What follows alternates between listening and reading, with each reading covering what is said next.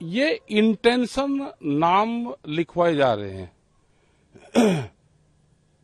जो सरकार है बीजेपी की, ये चाहते हैं कि जातिवाद का जहर समाज में घुला रहे हैं। क्या जो हिंदू समाज के लोग हैं वो नॉनवेज का इस्तेमाल नहीं करते? क्या बीजेपी के लोग ये एफिडेविट देंगे कि हमको नॉनवेज नहीं खाना? क्या कल सब जगह ये चीजें नहीं जाएगी? स्कूल में भी जाएगी, किताबों पे भी जाएगी, ब्लड बैंक में भी जाएगी, हर जगह क्या जातियां लिखी जाएगी? सब भारतीय हैं।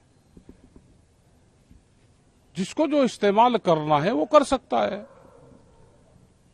और ये सबको पता है कि ये महीना जो चलता है इसमें नॉन वेज का इस्तेमाल करते नहीं। जो कावड़ मार्ग है उसमें कोई बनाता ही नहीं, चाहे वो हिंदू हो या मुसलमान हो या किसी के भी ढाबे होटल हो, कोई बनाता ही नहीं।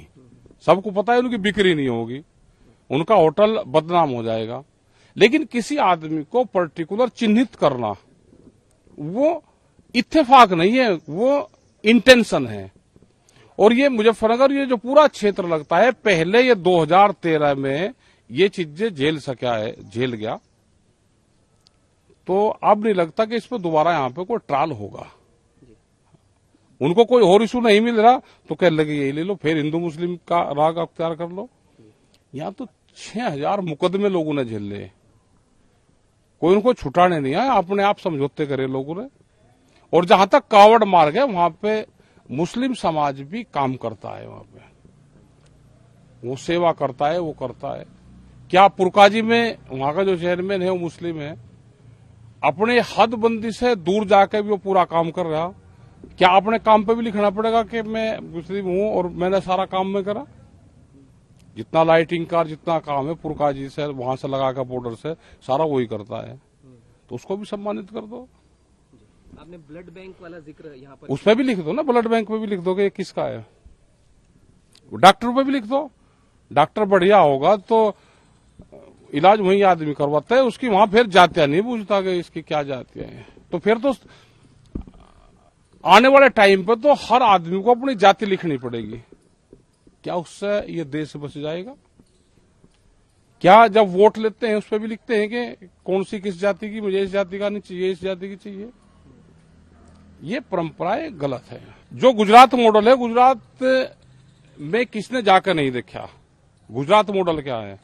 गुजरात मॉडल ये है कि वहां पे मुस्लिमों की कॉलोनी भी अलग कर दी। अगर वो सरकारी विभाग में भी है और वो मुस्लिम है तो अलग कॉलोनी में ही रहेगा, वो हिंदू कॉलोनी में वो अकेला आदमी रह भी नहीं सकता। ये गुजरात मॉडल है। गुजरात मॉडल ये है कि वहां पे किसी को बोलने की आजादी नहीं है। हम भी गुजरात में गए और जब हमारा मार्च हो रहा था तो हमने कहा भाई भीड़ बहुत है लेकिन हाथ कोई नहीं उठा रहा। कहले जो भी हाथ उठाओगा, नारा भी नहीं लगाने की जरूरत, अगर हाथ उठा दिया समर्थन में तो उसके खिलाफ केस रजिस्टर्ड होगा। तो ये गुजरात मॉडल है। क्या ये पूरे देश में ये मॉडल तैयार होने जा रहा? देखो, बजट पे उम्मीद सभी को लगती है कि व्यापारियों के लिए भी कुछ आएगा, एग्रीकल्चर में कुछ आएगा, ग्रामीण सेक्टर के लिए कुछ आएगा।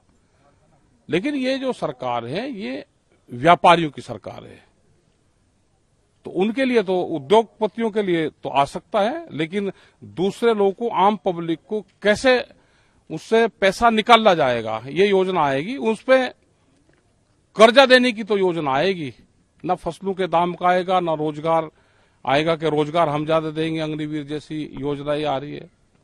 तो लगता नहीं कि इस बजट में ज्यादा कुछ होगा। लेकिन यह है कि विपक्ष वहां पर मजबूत रहेगा तो शोरगुल अब की बार ज्यादा मचाएगा जरूर।